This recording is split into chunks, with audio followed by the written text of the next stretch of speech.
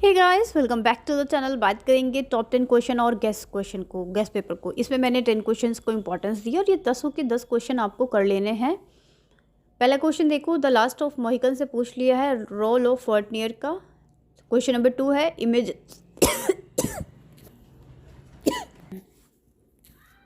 Sorry question number 2 देखो, the images in sister carry and comment on significance.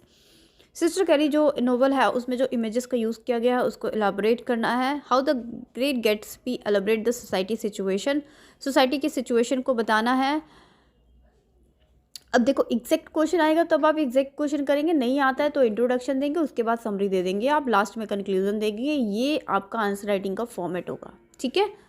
यहाँ पे मैं शॉर्ट में बता रही हूँ, बट एक प्रॉपर वीडियो लाऊंगी मैं जिसमें मैं बताऊंगी आपको कि how to attempt question paper, जब आपको आएगा किस फॉर्मेट में करना है, और अगर आपको क्वेश्चन नहीं आता है then how to cover your question, right.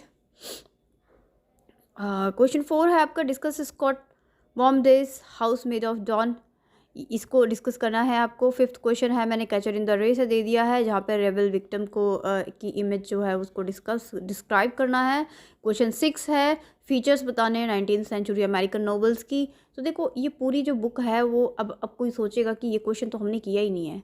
सी ये पूरी बुक ही क्या है, अमेरिकन नोवेल है। फीचर्स बताने हैं, फीचर मतलब क्या क्या क्वालिटी, अब बता दो। कैचर इन द रे में कोई एक क्वालिटी बता दो, उसके बाद दूसरी नोवेल है जो ग्रेट गैट्सबी से कोई क्वालिटी बता दो, आप सिस्टर कैरी से कोई क्वालिटी बता दो, ठीक है। ये सारी चीज़ें आपको माइंड में चलनी चाहिए कि हाउ टू राइट आंसर्स।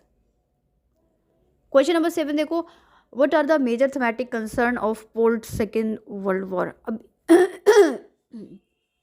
ये भी पोस्ट सेकेंड वर्ल्ड वॉर के बारे में पूछ रहा है, ये भी अमेरिकन नॉवेलिस्ट के बारे में पूछ रहा है। यहाँ पे भी कोई 2 नॉवेल्स के प्रिस्क्राइब में आपको लिखना है।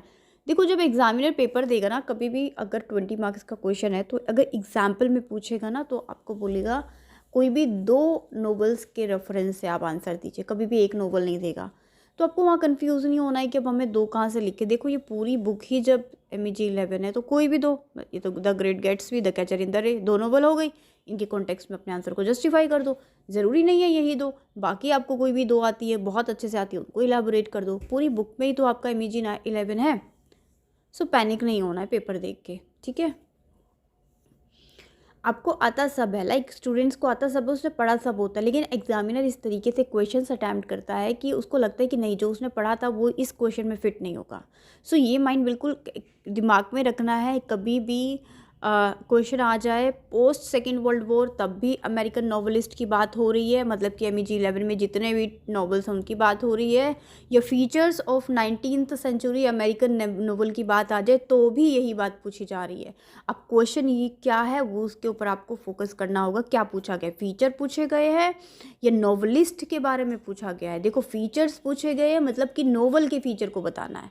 नॉवलिस्ट के बारे में पूछा गया मतलब कि नॉवलिस्ट ने क्या एक्सप्लेन किया, उसका क्या पॉइंट ऑफ व्यू, उसको बताना है, ठीक है।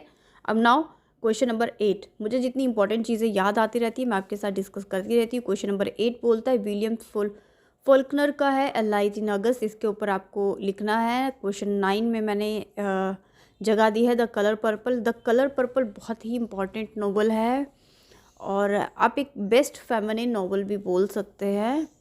11 पे है, मैंने मेटाफर को बताना है फ्लोटिंग ओपेरा से, मेटाफर बताना है फ्लोटिंग ओपेरा से।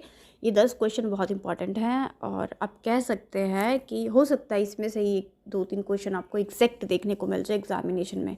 सी आई एम नॉट एग्जामिनर, नहीं मैं पेपर सेटर हूँ, लेकिन हाँ बाय माय एक्सपीरियंस मैं 6 बैचेस से पढ़ा रही हूँ। 3 साल हो चुके हैं इस चैनल को, 3 साल के बीच में 6 बैचेस आ चुके हैं और जब पढ़ाना शुरू किया था उसके पहले से भी 5-6 सालों के पेपर्स जो हैं उनका सबका एक बाइंड अप फोल्डर बना हुआ है मेरे पास। सो उनको एनालाइजिंग करने के बाद मैंने यहाँ पे क्वेश्चंस लिखे हैं। देखो मैं बहुत आसान क्वेश्चन भी यहाँ पे लिख सकती थी, लेकिन उससे क्या होगा, उतना आसान एग्जामिनर देगा नहीं आपको। इसी तरह से वर्डिंग्स चेंज करेगा, लैंग्वेज को बदलेगा, है ना, इतना आसान नहीं देगा। यू आर मास्टर स्टूडेंट, तो आप थोड़े से हैबिचुअल हो जाओ इन चीज़ों के, क्योंकि अब सपोज़ कीजिए यहाँ पे मैं आपको बहुत इजी बता देती हूँ कि हाँ ये आ जाएगा, you all will feel happy, कह रहे ये तो बहुत आसान है, मैम ने बोला आ जाएगा। बट एग्जामिनेशन में क्या होगा, एग्जामिनेशन में आप पैनिक हो जाएंगे क्वेश्चन पेपर देख के। सो मैं आपको पेपर से पहले बिल्कुल पेपर जैसे क्वेश्चंस आपको दे रही हूँ ताकि आप बिल्कुल प्रिपेयर रहें, मेंटली प्रिपेयर रहें।